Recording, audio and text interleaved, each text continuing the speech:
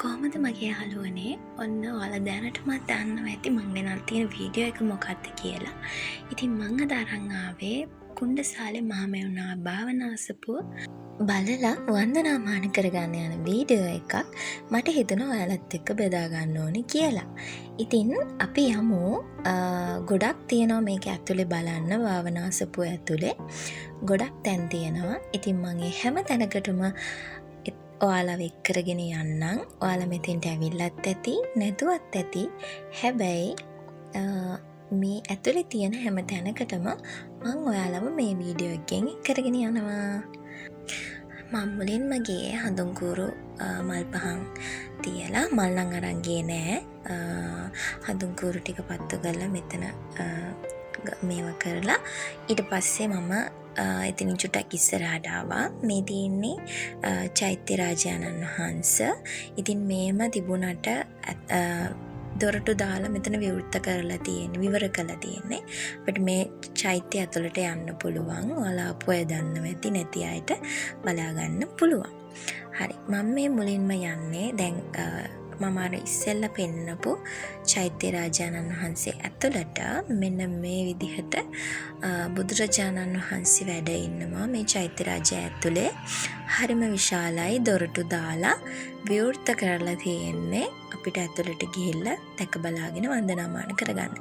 මෙහෙම තිබුණාට හරිම විශාලයි මෙතන. ඊට පස්සේ මම යන්නේ බෝධීන් වහන්සේ ළඟට. බෝධීන් වහන්සේ පොඩි ඉඩ ප්‍රමාණයක් තියෙන්නේ. හැබැයි හරිම සනීපයි, සිසිලසයි. ඇතුළට ගියපුවාම වැලි පෑගෙනකොට තමන්ගේ හිතේ කරදරයක්, බාධකයක් මොනවා හරි තියෙනවා නම් ඇත්තටම අමතක වෙලා යනවා. ඒ වගේම හිත ගොඩක් නිදහස් කරගන්න පුළුවන්. හරිම නිස්කලංක තැනක් මෙන්න මේ බෝධීන් වහන්සේ ළඟ. මම තනියම ගියපු වෙලාව නිසා කවුරුත්ම හිටියේ නෑ. මට හිතුණා ඉතින් නිකන් ඉන්න ගමන් මම බෝඩ් වෙලා ඉන්නේ. නිකන් ඉන්න ගමන් මට හිතුණා ඉතින් ගිහින් බලන්න ඕනේ කියලා.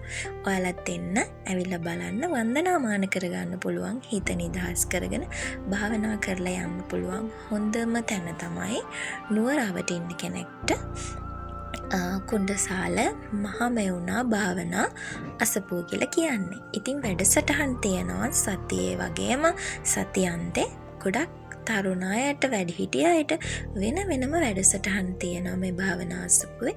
ඉතින් ඔයාලටත් ඇවිල්ලා වන්දනාමාන කරගෙන යන්න පුළුවන්. ඉතින් මල් ආසනේ මල් ගොඩක් පූජා කරලා තිබුණා. මට එදා මල් කඩාගෙන යන්න නම් බැරි වුණා. මොකද මම යනකොට 9:10 වුණ හින්දා. ඉතින් මම හිතන ලස්සන වීඩියෝ ක්ලිප් එකක් ගත්තා. මම හිතනවා මේක ලස්සන ඇති කියලා. ඉතින් දාස්පෙතිය පොකෝරක් වගේම හදලා ලස්සනට පූජා කරලා තිබුණා එතන. ඉතින් හරිම ලස්සනයි. හිත නිදහස් වෙනවා මෙතනට ගියාම. ඊළඟට මේ තියෙන්නේ ඇතුළට එන්න පුළුවන් ප්‍රධාන ගේට්ටුව. ගේට්ටු කීපයක්ම තියෙනවා. ඉතින් මෙතනින් තමයි ඇතුළට එන්නේ. යෝන් දහම් සක්මන එහෙම තියෙන්නේ අවුරුද්දකට සැරයක්.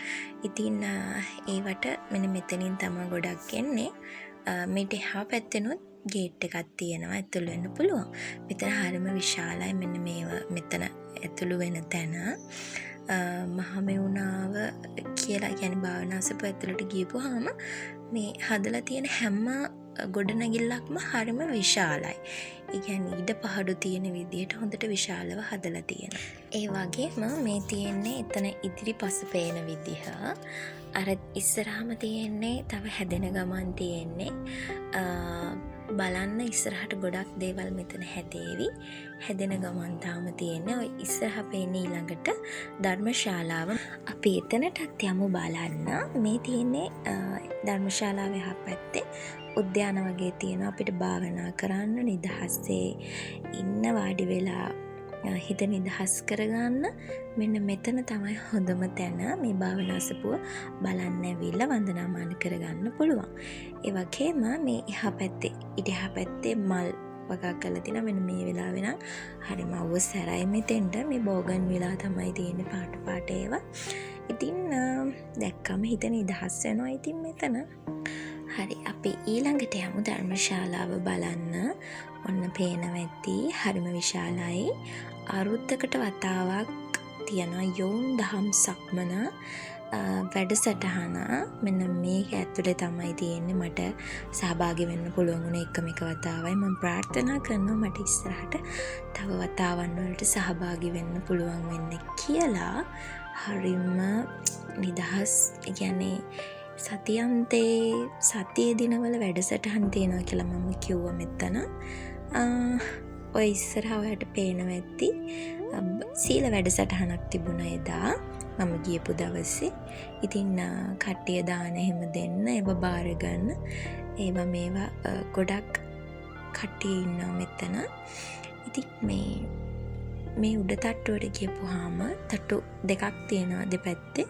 ඔය හරිම විශාලයි. මේ ෆෝන් එකෙන් පේනවටත් වඩා මේක මාරම විශාලයි. ඉතින් ගොඩාක් කට්ටියකට එකවරක මේක ඇතුළේ ඉඳගෙන බණ අහන්න පුළුවන් ධර්මශාලාවක්. ඉතින් මේ තියෙන්නේ ධර්මශාලාව ඉදිරිපිට තිබුණු ලස්සන නිර්මාණයක්. මේ වගේ නිර්මාණ ගොඩක් භාවනාසපුව ඇතුළේ තියෙනවා. ඉතින් මේ විදිහට මේක මං හිතන්නේ හදලා තියෙන්නේ මේ සිමෙන්ති වලින්. ඉතින් හරිම ලස්සනයි. පොඩි කන්දක් හදලා තියෙන්නේ. ඉතින් මේකත් හරිම ලස්සනයි. මේ ෆෝන් එකෙන් පේනවටත් වඩා ස්වභාවික විදිහටම නිර්මාණය කරලා තියෙනවා. හරි, අපි දැන් යන්න හදන්නේ වන්දනාමාන කරගෙන ඉවරයි. වටාපිටාව පෙන්වන්න තමයි මම යන්න හදන්නේ. ගොඩක් ලොකු අපසරයක් තියෙනවා. භූමි ප්‍රමාණය නම් කොහොමද කියලා මම දන්නේ නෑ. ඉතින් මේ තියෙන්නේ අර චෛත්‍ය රාජානන් වහන්සේට ඉදිරියෙන් මේ විදිහට වතුර තියෙන පොකුණක් වගේ හදලා තියෙනවා. ඉතින් මෙතන මේ දවස්වල අඹ තියෙනවා. ඉතින් ඔය ඉස්සරහ ඔය පේන්නේ ඔය චෛත්‍ය රාජයාට ඉස්සරහ තමයි මෙන්න මේ වීඩියෝ ක්ලිප් එක මම අරගත්තේ. එතන හරිම ලස්සනයි. මම ඔය ඉන්න තැනත් මේ හිටගෙන ඉන්න තැනත් ඔයාලට පේන්නේ නැහැ නේද?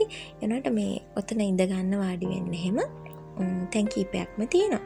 හැම තැනකම මල් වගා කරලා තියෙන. හැබැයි වැඩිපුරම මම දැක්කේ බෝගන් නිලා. මොකද අවුස්සර මෙතෙන්ට වැටෙන හන්ද වෙන්න ඕනේ. ඉතින් ආපු හැමෝම මෙතනට එන්න ආයි වන්දනාමාන කරගන්න, හිත නිදහස් කරගෙන භාවනා කරන්න, වැඩසටහන් වලට සහභාගී වෙන්න පුළුවන් තැනක්. ඉතින් මම වීඩියෝ ක්ලිප් එක ගත්තේ මෙච්චරයි. ඉදිකිරීම් තියෙනවා තව ඉස්සරහට තව වීඩියෝ මම අරන් එන්නම්. ඒ වගේම ඔයාලා හැමෝටම තෙරුවන් සරණයි. සුබ දවසක් වෙන්න කියලා ප්‍රාර්ථනා කරනවා. මං ගිහින් එන්නම්.